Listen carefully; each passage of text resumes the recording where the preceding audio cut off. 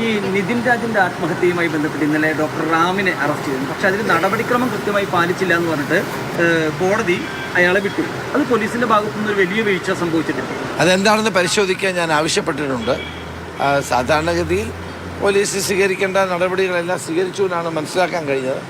എന്താണെന്നുള്ളത് പരിശോധിക്കാൻ ഉത്തരമേഖല IG പുട്ട വിമലാദിത്യയോട് ഞാൻ ആവശ്യപ്പെട്ടിട്ടുണ്ട്. അദ്ദേഹം റിപ്പോർട്ട് നൽകും. കഴിഞ്ഞിട്ട് ഞാൻ പറയാം.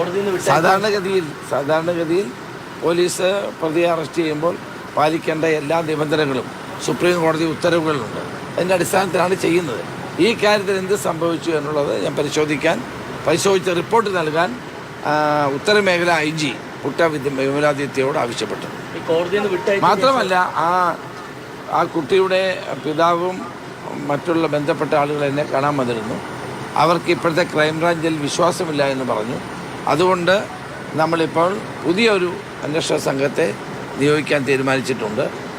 അതിന് ഇന്നലെ അതിന് ഉത്തരവ് കൊടുത്തിട്ടുണ്ട്. അജിത ബീഗത്തിൻ്റെ നേതൃത്വത്തിലുള്ള സംഘമായിരിക്കും ഇതിനി അന്വേഷിക്കാൻ പോകുന്നത്. അതിനുള്ള നിർദ്ദേശം കൊടുത്തിട്ടുണ്ട്. വീണ്ടും കസ്റ്റഡിയിലെടുക്കുന്ന സാഹചര്യം, കോടതിയിൽ നിന്ന് വിട്ടയച്ച ശേഷം വീണ്ടും കസ്റ്റഡിയിലെടുത്ത് കൊണ്ടുപോകുന്നു, പിന്നീട് മറ്റിടത്ത് കൊണ്ട് വിട്ടയക്കുന്നു. അല്ല, അതിനെപ്പറ്റി അതാ ഞാൻ പറഞ്ഞ റിപ്പോർട്ട് ഞാൻ ചോദിച്ചിട്ടുണ്ട്. എന്താ സംഭവിച്ചതെന്നുള്ളത് ഉത്തരമേഖല IG-യോട് റിപ്പോർട്ട് ചോദിച്ചു. വളരെ വൈകിയാണ് അറസ്റ്റ് ഉണ്ടായത്. കോടതി അടക്കം വലിയ അഞ്ചരക്കണ്ടിയിൽ വിദ്യാർത്ഥി മരിച്ച സംഭവത്തിൽ, അഞ്ചരക്കണ്ടി മെഡിക്കൽ കോളേജിൽ BDS വിദ്യാർത്ഥി മരിച്ച സംഭവത്തിൽ പുതിയ അന്വേഷണ സംഘം വരികയാണ്. ക്രൈംബ്രാഞ്ച് സംഘത്തിനെതിരെ കുടുംബം പരാതി ഉന്നയിച്ച സാഹചര്യത്തിലാണ് അജിത ബീഗത്തിന്റെ നേതൃത്വത്തിൽ പുതിയ സംഘത്തെ രൂപീകരിക്കുന്നത് എന്നതാണ് ഇപ്പോൾ ആഭ്യന്തരമന്ത്രി വ്യക്തമാക്കുന്നത്. അതേസമയം ഒന്നാം പ്രതി റാമിനെ അറസ്റ്റ് ചെയ്ത് വിട്ട് അയക്കേണ്ടി വന്ന സാഹചര്യം, കോടതിയിൽ തിരിച്ചടി നേരിട്ട സാഹചര്യത്തിൽ റിപ്പോർട്ട് ചോദിച്ചിട്ടുണ്ട് എന്നടക്കമുള്ള പ്രതികരണങ്ങളാണ് ഉണ്ടാകുന്നത്.